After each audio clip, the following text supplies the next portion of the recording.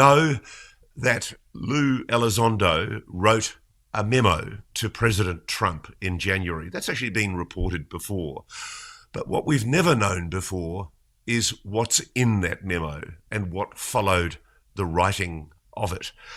I've obtained from sources within the Disclosure Foundation a copy of the memo that Lou Elizondo wrote to President Trump in early January this year, shortly after his election in his second administration. It's a fascinating document, and it's entitled Prioritizing Emerging All-Domain Technologies. I'm not going to read the whole thing, but what I would like to highlight is, firstly, Lou's using a new term, Emerging All-Domain Technologies, EADT. This is a very clever document because it basically doesn't talk about aliens, it doesn't talk about anomalous phenomena. Basically, it talks about emerging all-domain technologies. It's a brief written for an incoming president to explain why the phenomenon should be a priority. It says EADT include unmanned aerial systems, UAS, unidentified anomalous phenomena, UAP, and certain other advanced systems operating across the air, space, and sea domains that are capable of intelligence, surveillance, reconnaissance, and kinetic strikes. What's interesting about this document is that Lou has recommended that there be a White House senior advisor, or czar, a UFO czar, a UAP czar, within the National Security Council to, one, coordinate the US government's response, formulate policy, and conduct domestic and international outreach. Lou, welcome to Reality Check. Thank you so much for joining us. Always my privilege. Thank you, Ross, for having me. And I hope you feel better from maybe you picked something up on your last travels, but take care of that. Take care of that voice. I will do, sir. I will do, sir. Now, this is a very important memo. The thing that leaps out at me about it, though, is what has the president done about it? What has been the response, if any? Do we know if President Trump received this memo directly? Yeah, well, it's a good question. There are no guarantees in life, right, except for death and taxes. So I'm certainly not going to speak on behalf of the President of the United States. It is true in your assertion that the memo was sent. It was sent on behalf of myself.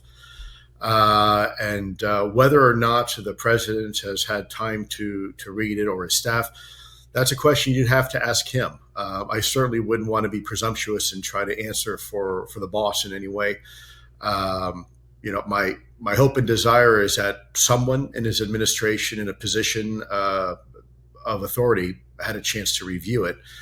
I think it's also important, too, that it's basically just a general recommendation to find somebody out there that the president and the National Security Council can basically tag to be the point of contact for this issue. We are now seeing, Ross, a significant issue that drones are playing on the battlefield. In fact, there was a statistic recently released that over in the Ukraine, for the first time in warfare history, that there have been more casualties caused by drones than infantry and artillery combined. So think about that for a moment, right? We are now at a tipping point where the pervasiveness of certain technologies can be in the hands of just about anybody. And if you get on the internet, even this morning, I saw an article where drones were being used in prisons to distract guards and to attack and kill other individuals. So the technology is here, and the issues are now in front of us. And that was one of the things that really served as the impetus for me to write this memo in the first place. Now, what's interesting, Lou, about this memo is that it's combining drones, human drones, and UAPs. Why did you do that? Why did you put in the same memo? Sure. Well, first of all, there's a lot of commonalities between the two, right? We don't know something. Everything is unidentified until it becomes identified. And that's true whether it's a Chinese spy balloon or it is a drone, as we saw in the recent New Jersey flap.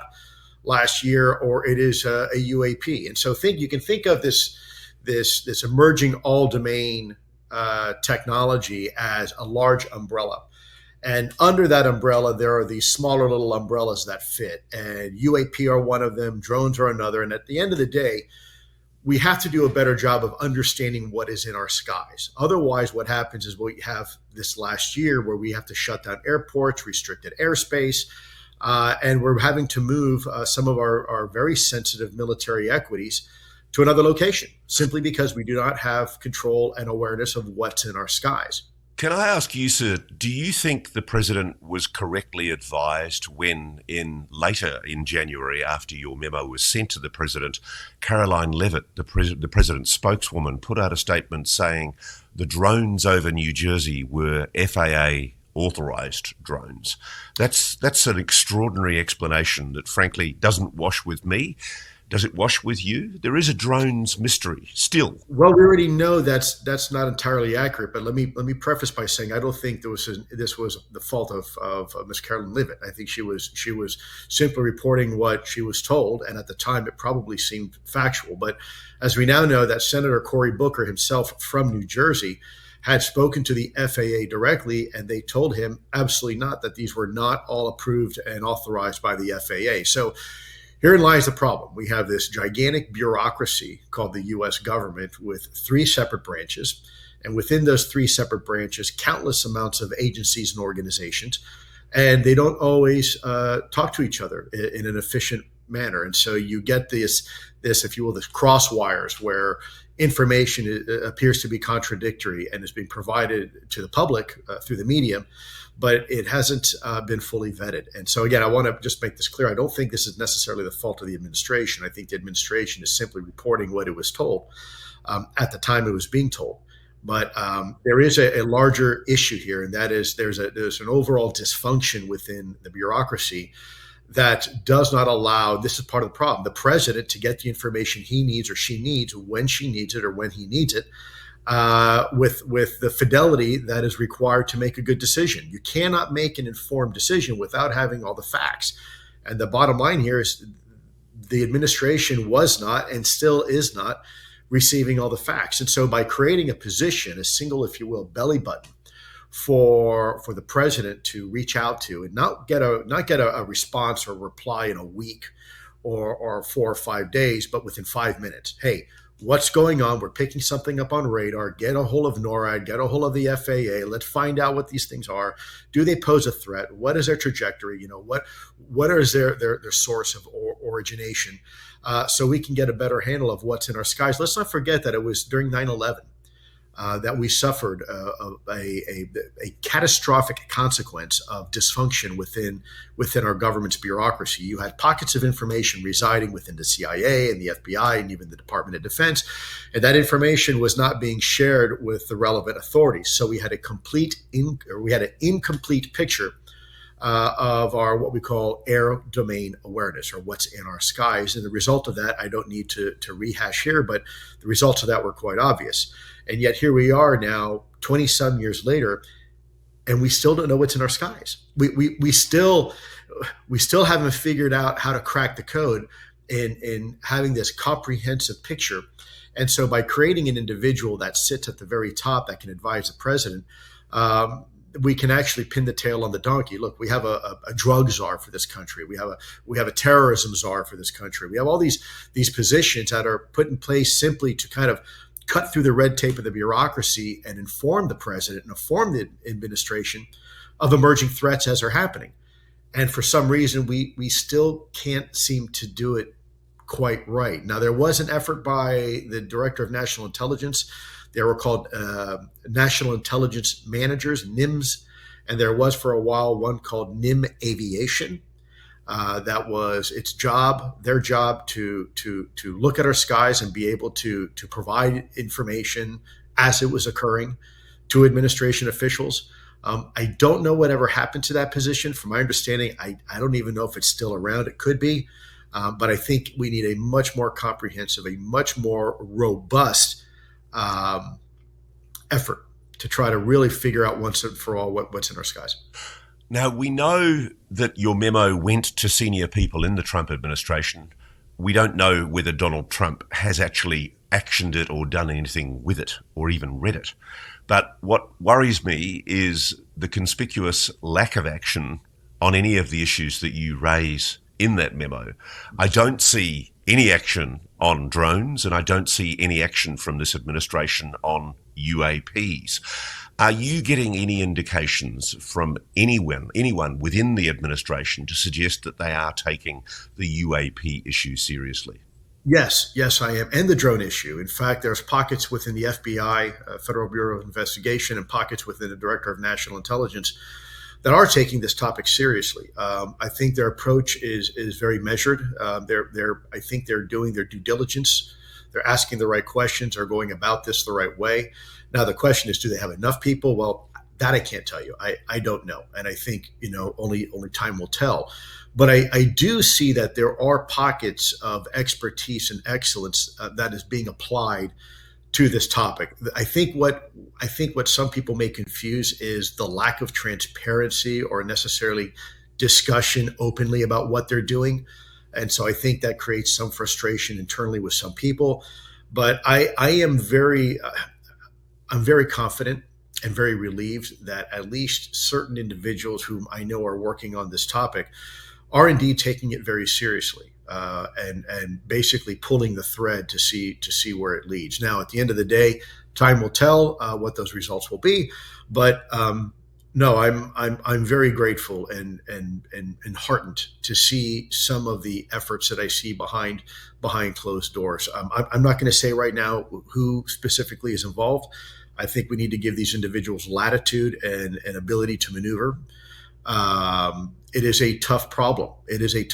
We haven't solved it yet, and we're still trying to figure it out. And it's not going to be solved overnight. I do think one of the ways to help find resolution to this problem sooner rather than later is to establish a primary individual that is responsible for this. This is what they get paid to do, right? So if they drop the ball, now it's on their hands, on their shoulders. I also think what you mentioned earlier about establishing imagine a strategy every year that comes out. And this strategy basically says, here are the holes that we see in our ability to understand what's in our skies. And then you have on the heels of that, this National Intelligence Estimate, an NIE. We've done it before for other hard targets. An NIE is basically just a document that says, hey, look, here are the problems we're dealing with topic X or topic Y. Here are some of the challenges. Here are some of the gaps that we see. Here's some of the resolution we have found. And then right on the heels of a national intelligence estimate, you develop a national level strategy that's good for 1 year that helps the intelligence community, helps the defense community, helps the U.S. government writ large to try to focus on those gaps. How do we plug those holes so we have a better understanding of what exactly is going on in our skies? Okay, so we do know that in November it was reported by the Pentagon that there'd been a meeting of 180 experts and other agencies for a summit, for a planned 3-year effort to deliver small unmanned aerial system capabilities to warfighters and to keep the skies over America safe from dangerous drones. And this followed an announcement in August by Pete Hegseth, the Secretary of War, where he launched what's called the Joint Interagency Task Force 401. And this seems to have been very much a focus on the drones issue, I think largely because there was the beginning of a realization that the explanations that had been given by people in the administration just weren't washing. The drones were and still are a problem over the continental United States, and the Pentagon had to be seen to be doing something about it. Why is the Joint Interagency Task Force 401 inadequate to address what you're raising in your memo of January 2025? Well, I think it lacks seniority. Whenever you have a task force, you have a task force lead. Task forces are by design only to be temporary bodies. So, for example, the UAP task force or the counter IED task force or these other ISR task forces that have been established in the past, the definition of task force from a governmental perspective always means a temporary effort. And I think what we need is something far more enduring. I think we need something more than just a task force, because this emerging threat isn't going away. And the way that we as human beings, let's just take drones, for example, the way that we are beginning to incorporate drones with things like artificial intelligence and swarm technology and the weaponization of drones and the ability to conduct discrete surveillance and reconnaissance, we are entering into a brave new world, like it or not. And it is the writing is on the wall, and the technology is not going to change. So we have to change our approach to the technology. And in fact, I think that technology is just going to become even more and more difficult from a signatures perspective to try to collect on. We know that our adversaries like Russia and China are investing huge amounts of money into the same things we are, involving drone technology and other types of aerial threats. And it's easy to kind of pin the tail on the donkey and say this is a drone issue, but it's not. It's a much bigger issue. Drones are, in my opinion, anyways, Ross, drones are a symptom of the issue, not the cause. There's a bigger issue here, that this larger umbrella, that there's a whole lot of things that we simply don't know what's in our skies. And if we want to figure out and solve the drone problem, we first have to solve the bigger problem of having a better, more comprehensive, persistent surveillance capability in our own skies. It's interesting, because there were two generals. General Glenn Van Herk was one of them, former NORAD Northcom commander, who went on 60 Minutes, Bill Whitaker, CBS 60 Minutes, earlier in the year, I think in March. And they basically acknowledged that there was essentially complete ignorance about what these drones were, supposedly drones that were being seen over the continental United States, that were apparently breaching military sites and civilian aircraft sites with impunity. It's still going on, Lou. I mean, can you explain to our audience, do you think that these are drones? I mean, a lot of people in Europe are now beginning to doubt that these are what people are suggesting, Russian-instigated drones that are hovering over very sensitive military facilities. We've had incursions now over the continental United States, over huge chunks of Western Europe, including over some of the most sensitive military bases in Western Europe and in the UK. Each time, the authorities have admitted that they've not been able to track, follow, or even detect these objects before they arrived on the scene. They haven't been able to follow them to where they came from. It's a consistent pattern of a technology, I don't even know if we should call it drones, which appears to be superior to anything that we've seen to date. Do you agree? That's a great point, Ross. When people ask, is everything in the sky, is it a drone, is it a UAP, or could it be both? And so let me put this into context. Right now, our military bases, well, let's start in the past.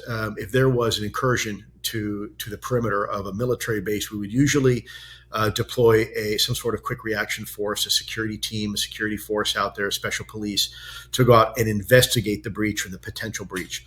And that would have included even helicopter crews to send them out and go to figure out what's going on. Now we realize that we can protect our own borders much easier, much more efficiently using autonomous aerial surveillance like drones. Basically, you have a geo-coordinate area that's geo-fenced, and if you get something that you think is breaking through your perimeter, you can launch drones now, and it's much cheaper and much more effective. It's much safer. You can loiter, you can cover multiple locations at once, and so we now in the U.S. government use drones ourselves to perform security type tasks. And so it's not inconceivable that when people are reporting these small drones that are whirring around with navigation lights, and then other people are reporting, no, these drones are the size of an SUV and they're disappearing over the horizon instantly. What we might have is a combination where you have at first some sort of UAP activity in and around a sensitive military installation, and that's being seen by certain witnesses. And then you have the U.S. government response to that, which is drones, launching some drones, law enforcement as well, to go try to investigate or prosecute whatever is going on from a collection perspective. And then people are reporting seeing those. No, it's a drone, it's a quadcopter. And so the reality is, Ross, both may be true, right? And we simply don't know unless we apply more resources and more effort into this topic. We have seen over the course of 4 years that very unsophisticated capabilities like balloons, right, also still serve as a threat. You have the drone issue, you have the UAP issue, right, and you have all these other, if you will, if look at the news on any given week, and you're going to see some report of either a near air mid collision. I'm here in Washington, D.C. right now, and it wasn't too long ago we had a mid air collision with a regional jet hitting a helicopter, right, and people dying over the Potomac River. So it's still a problem. We still don't know what's in our skies, despite there being a mandate by Congress, by the American people, and even the U.S. government. We're not doing a great job of it. Okay, so this is where I get concerned, because if the president or people senior in his administration, we know they've received this memo, they haven't acted on it. Nothing's happened. The president, we don't know that, do we? President's made no announcement on UAP. We're presuming nothing's been done, but again, I want to be very careful. I hate to assume certain things. You know what assuming does, right? So I'll use the word presume.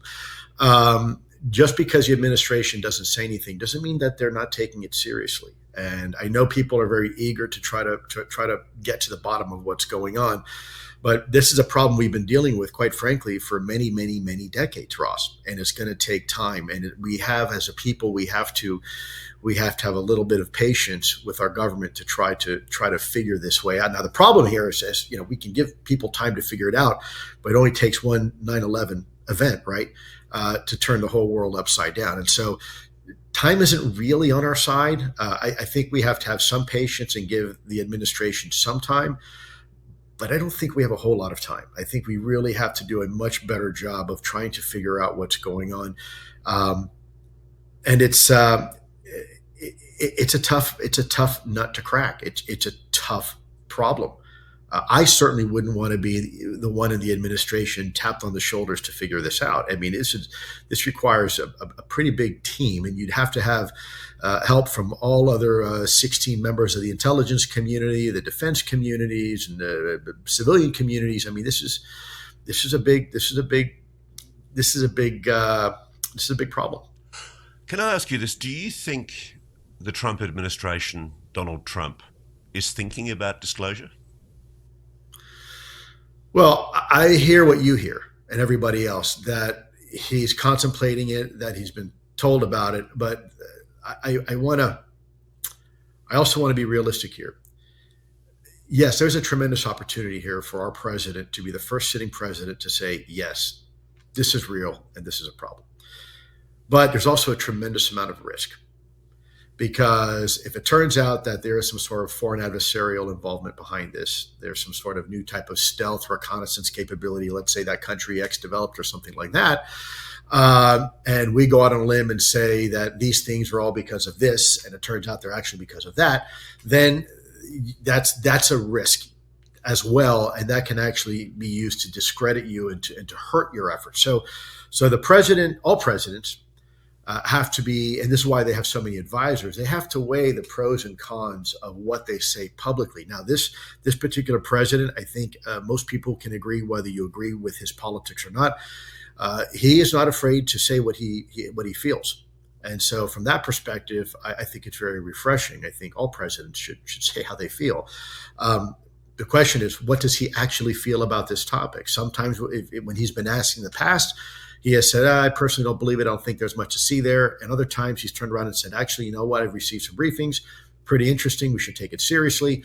But again, that's a question you would need to ask to the president himself. I certainly would not want to be in any type of position to presume what our president, Donald Trump, knows about this topic. I'll go a little bit into the danger zone, Lou, and I know you can't, but I'm told Donald Trump was given a limited briefing by a mutual friend of ours, who I won't name. The president, I'm told, is aware of the US's knowledge of a non-human intelligence. Do you want to contradict me on that? No comment. Like I said, I would never pretend to speak with the authority for the president of the United States. Certainly a good question, but that's a question that I would probably table for later and maybe ask him directly if you have that opportunity. Right. But one of the things that frustrates me, and I saw there was an opportunity for Marco Rubio to be questioned about this the other day when he went on Fox News and spoke, I think, to Sean Hannity. Marco Rubio, of course, as well as being the Secretary of State, he's the acting National Security Advisor. Wouldn't it be a perfectly normal thing for the National Security Advisor to have been read in to something as significant as the legacy UAP retrieval reverse engineering program by now? One would certainly hope so, and if I know Marco Rubio well enough, he has certainly demanded that and asked for that already, and may have very well received that. But again, Marco Rubio is a very shrewd politician and now a leader for our nation in the executive branch, and he has a tremendous amount of responsibility. So I'm sure Secretary Rubio is handling this topic like he did before with a great deal of seriousness, but is probably going to hold his cards a little close to his chest until he figures out what the boss wants to do about this topic. You know, when you serve at the will of the president, you have to make sure that your messaging is consistent with the president's wills and desires. And you don't ever want to get too far ahead of the headlights from what the boss is saying or what they're feeling, because then you run the risk of saying something that may not turn out to be in the direction that the administration wants to take. My journalist colleague Michael Schellenberger wrote a piece last week where he ended a story talking about the claims that Marco Rubio had made in the Age of Disclosure film, where essentially, he's basically concurring with the idea that the US has recovered alien tech and that they've given it to private military contractors. He then, of course, in a subsequent interview has said all he was doing was quoting authoritative people who'd spoken to him. But I did think it was significant that at the end of the Schellenberg article, an unnamed Rubio advisor said, quote, "We're headed towards massive disclosure." That wouldn't have been done without authorization from Marco Rubio, more likely than not, would it? Yes, whether officially or unofficially. I've been in meetings myself at the Pentagon or at CIA where a decision is made, but you don't necessarily have the person sitting at the head of the table barking out an order. It's just understood by all that that was the intent of the boss, and we execute accordingly. So I think whoever this individual was speaking to the journalist, Mr. Schellenberger, was probably providing information that he or she had access to during one or several meetings with Secretary Rubio. Look, there's no denying we've got a problem on our hands, Ross, and we can whitewash it all day long, and we can pretend it's not there. All it's going to do is erode more of the faith and confidence of the American people, because people know it's real. In fact, I've had members of Congress tell me that they've had their own UAP experience, and I'm not going to say who they are. And they are not willing to come out publicly with it because, they're politicians, right? They want to be reelected, and they don't want to come across as, seeming to be fringe or anything like that. But I've had several members of Congress themselves reveal to me personally that they've had their own UAP experience and that they are very concerned about this topic. But they don't sit on the right committees, or maybe they don't have enough authority, or they're maybe a freshman member of Congress. So they are hesitant to speak publicly about it. But look, the bottom line is we now know these things are real, whatever they are. And some of them may be man-made. Some of them may not be man-made. And some of them might be a combination of both scenarios.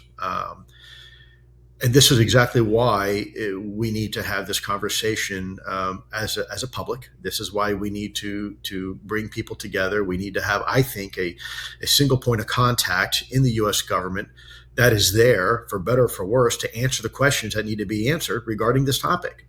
This is not going away. And my real fear here is if we continue to ignore this topic, we're going to be in another really bad situation. Where we're going to have an event that is going to potentially eclipse the impact of 9/11 had on our society.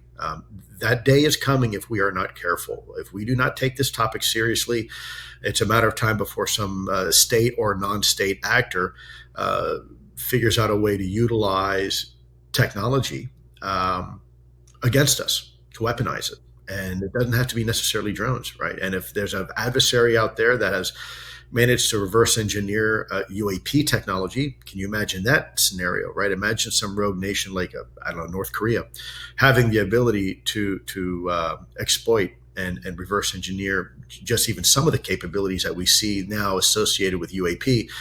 That's a nightmare scenario. That's a threat that eclipses that of the nuclear threat.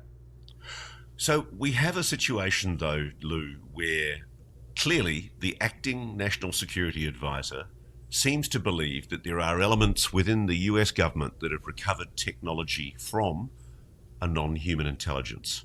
They've reverse engineered it and they've let private military contractors take control of it. The clear inference from what Marco Rubio says is that he believes the people who've told him that. That's an extraordinary situation where the National Security Advisor, the man who advises the president on national security, is essentially making a public admission in what is a very highly reputable documentary that he believes there is a non-human intelligence and that the United States has recovered non-human technology. The big question in my mind, though, is assuming the administration knows that, at the moment, publicly, they're not doing anything. So let's explore why they're not doing anything. Obviously, you've raised the risk of foreign adversaries gaining some advantage if the US goes public. Just explain that to me. Why would the US, acknowledging just the basic fact that there is a non-human intelligence engaging with this planet, in any way force the US's hand on revealing technology that it now has possession of? I don't think it would. I don't agree with that. Yeah. So Ross, let me give you if I can, a little scenario here. Let's say I'm the American people, and let's say you are, I don't know, the Secretary of the Air Force, and I say to you, Ross, Secretary of the Air Force, are UAP real? Right?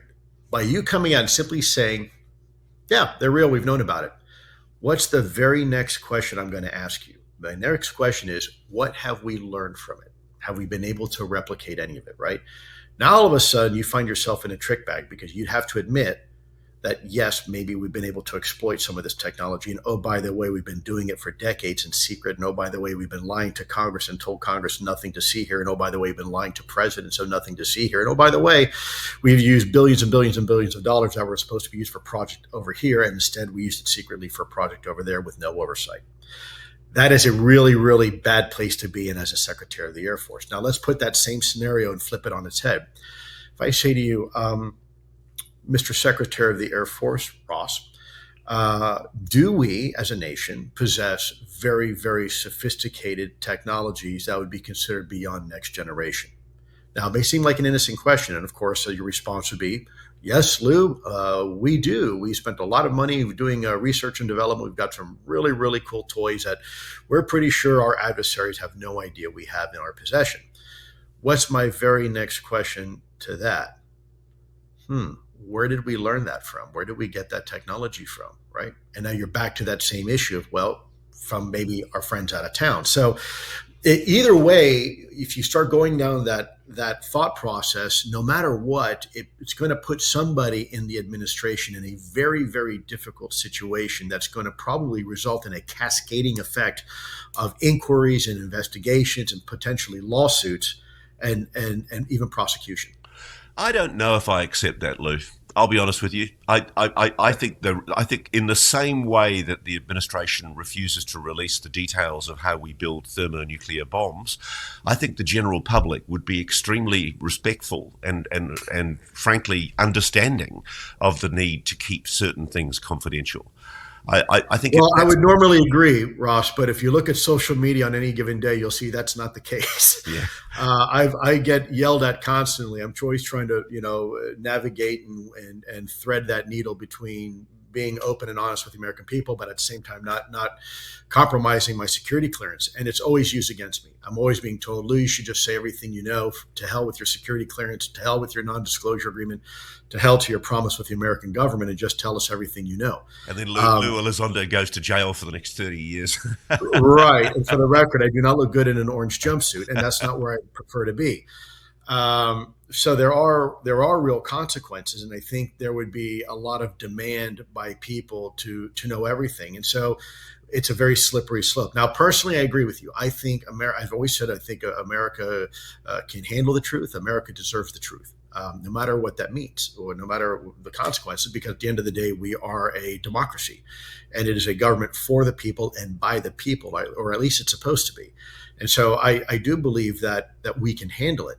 I just think we have to be. It's how we have this discussion that's probably more important than the disclosure itself. Because what we don't want to do is tip our hands unnecessarily to a foreign adversary and either prove to them that we are ahead of them, or prove to them that maybe we're behind them, technologically speaking. So it's going to take a lot of big brains to really try to figure this out, and the second and third order causes and effects and consequences. Jim Semivan, your former To the Stars Academy colleague and former very senior executive in the CIA clandestine service, went on my friend James Ian Doley's Engaging the Phenomenon show earlier this week. And he gave a really interesting interview, and he used a word that stuck in my mind when he was talking about the difficulties for the administration in making a decision about whether or not they should talk about what they really know about non-human intelligence. Jim said it was a truth that is indigestible, that it's so confronting, whatever that is, a lot of people just wouldn't be able to deal with it. I know Hal Puthoff has acknowledged that he was part of a team way back under the last Bush administration that looked at the issue of disclosure. You know, there was an assessment made as to whether or not it was time to disclose. And the group of wise heads that Hull was put off also made a decision at that time not to disclose. Are we looking at that again? Is there something we don't know, Lou, in the public arena that is influencing the decision to disclose or not to disclose?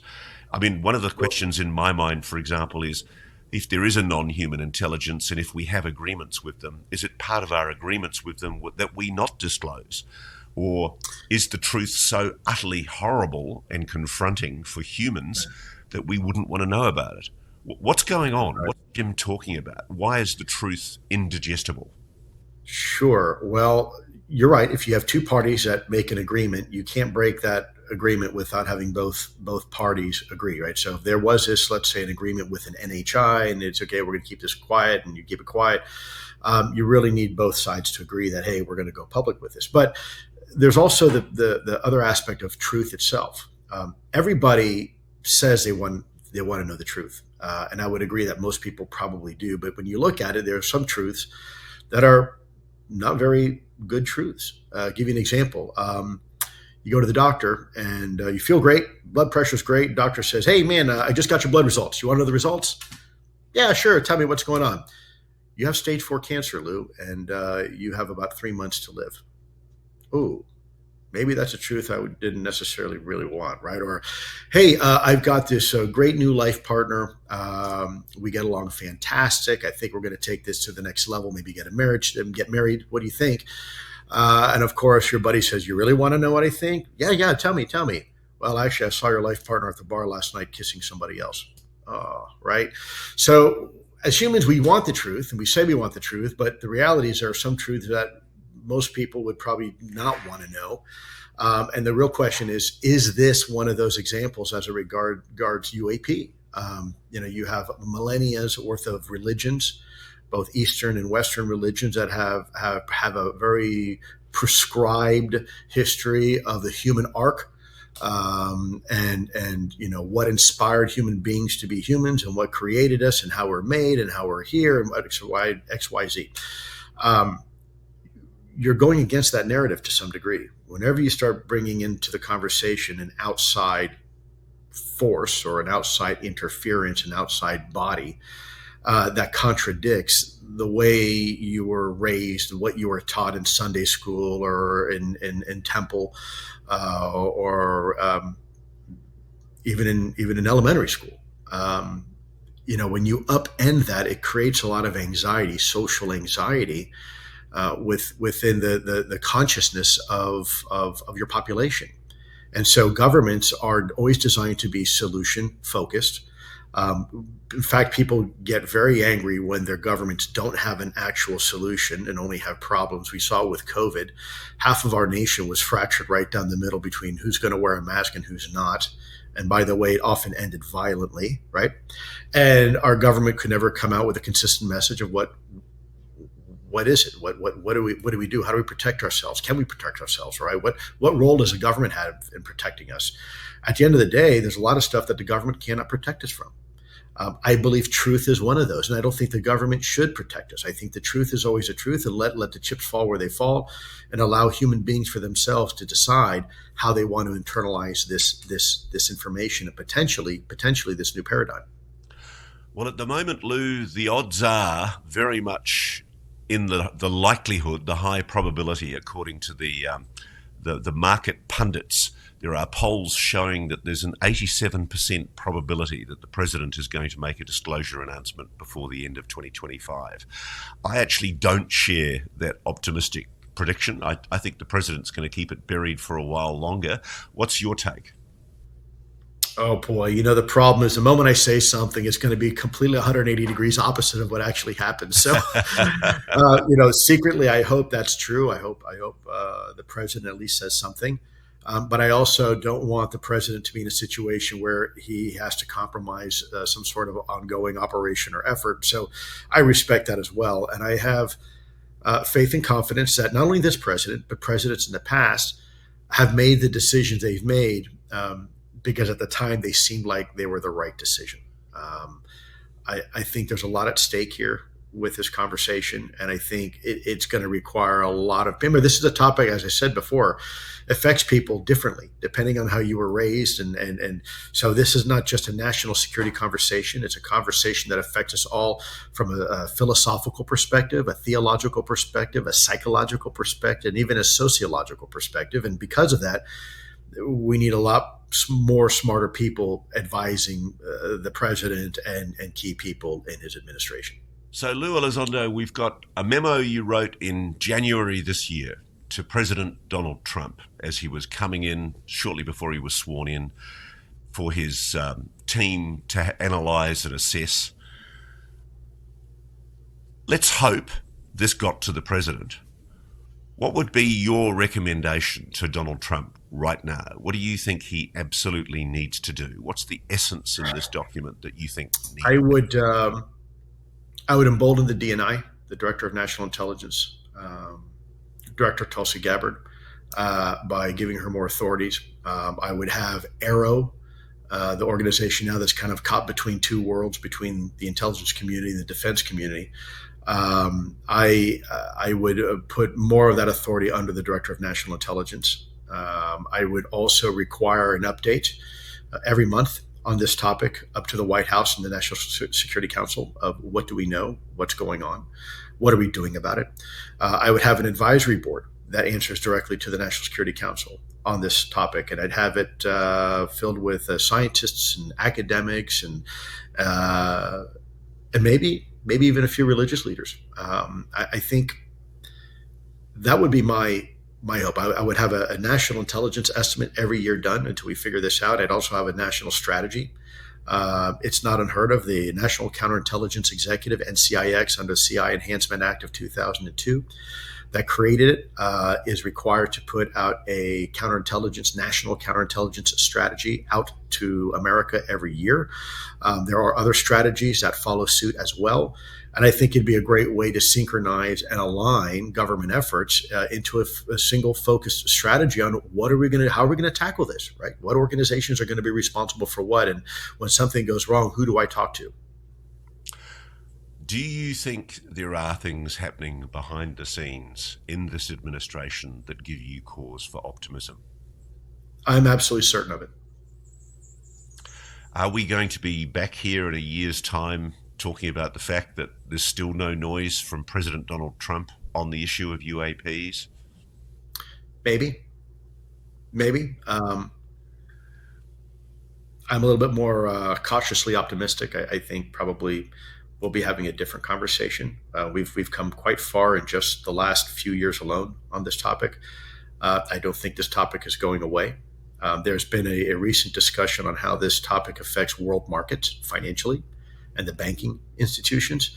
So I think there's an increasing appetite for transparency and disclosure. That's what I think. There's been speculation that one of the senior Trump financial people, Mnuchin, obviously a relative of Trump, was seeking a briefing on UAPs because of the implications to the economy. Do you know anything about that at all? Well, I would certainly say that's probably a wise decision. Anything can be disruptive to the markets. Markets are very fickle, and as a government official, you want to dampen that. You want to kind of limit the ability for the financial pendulum to swing too wildly one direction or another. It's kind of your job, right? Stable markets. Investors like stability. And so it does not surprise me. In fact, there was a wonderful lady, dare I say even colleague, Helen McCall, who was a Cambridge graduate and wound up actually being a very senior person in the Bank of England. And she wrote a paper a little while back actually on the potential implications of disclosure in UAP to the financial markets. And it was very well written. I mean, it's a fantastic document. Very few people are aware of it. But that's the type of stuff we need. That's the kind of, if I was ever in the administration for a day, that's exactly the type of studies I would want commissioned. Finally, Lou, age of disclosure. I mean, obviously you had a role in putting the people together who were prepared to speak in that movie. Allegedly. It's quite an extraordinary film. I mean, to see somebody like James Clapper, a former DNI, making the acknowledgements that he makes about a reality, an NHI reality, is it pushing the needle? Certainly. Everything pushes a needle. I think it's I think every bit helps. Every oar in the water helps push the needle forward. Do you think that there are people inside the Trump administration that are actually intellectually engaged with the disclosure issue as a possible policy issue for the administration? This is my private, personal perspective, but I think the answer is definitively yes. So when somebody anonymously at a senior level in Marco Rubio's office says, quote, "We're headed towards massive disclosure," there is room for optimism. There is. Lou Elizondo, thank you so much for joining us here again on Reality Check. It's always nice to get you back. And I sincerely hope that some action is taken by President Trump on this memo that you wrote him in January this year. Actually, no, it was January. Was it January 2024 or January this year? I believe it was this last year. I actually wrote it back in 2024, but you wrote it in 2024. I thought it was correct. 2025. So I wrote it in 2024. Wow. So it was a year before. When did the president's team actually get it, though? Was it at the time of the new administration coming in? I would not be able to tell you that. That's out of my wheelhouse. Okay, no worries. But essentially, at the moment, we're waiting and seeing whether the president takes any action. The pundits are speculating it might be before Christmas. I'm not so optimistic. Lou Elizondo, thank you so much, sir. Always an honor and privilege, Ross. Thank you so much. Thank you.